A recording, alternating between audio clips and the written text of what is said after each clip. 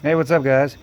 You got a Honda that you don't know the old type and you don't have the owner's manual because you bought it, secondhand on Craigslist or something like that, and it doesn't have it on the, if you got an original equipment Honda oil filler cap.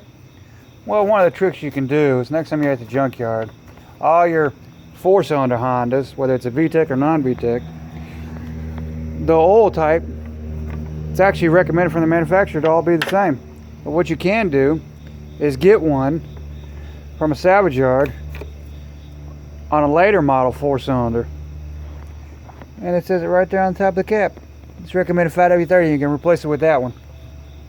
They're all the same, but on your older models, the original equipment Honda oil filler cap doesn't tell you, and if you don't have the owner's manual, you got no way of knowing what type of oil to put in your vehicle.